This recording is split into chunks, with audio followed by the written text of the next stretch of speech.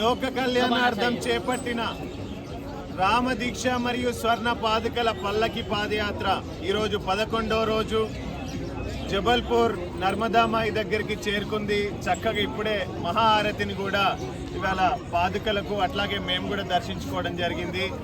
ఇంత అద్భుతాన్ని మాకు కల్పించిన ఆత్మారాం సురేష్ మహారాజ్ గారు, వారి యొక్క సోదరుడు, వారి యొక్క మిత్రుడు ద్వారా ఓంకార్ దుబే గారు ఈ అవకాశం మాకు కల్పించారు. వారికి special thanks for this opportunity. Thank you sir.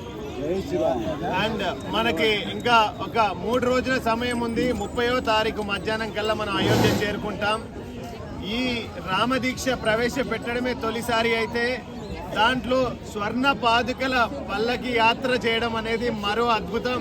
నా భూతో నా భవిష్యత్. ఇది ఎవరికి కని విని ఎరగని ఆశకు ఆలోచన కూడా అందినటువంటి కార్యక్రమం అని చెప్పడంలో ఎలాంటి సందేహం లేదు. ఆ శ్రీరామచంద్రుడి ఆశీస్సులతో ఇప్పటి వరకు చాలా అద్భుతంగా జరిగింది.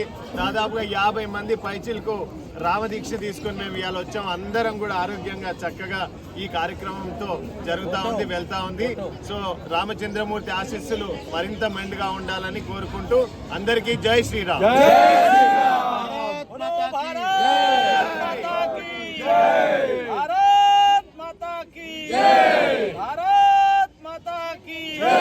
राजा रामचंद्र भगवान की राजा रामचंद्र भगवान की राजा रामचंद्र भगवान की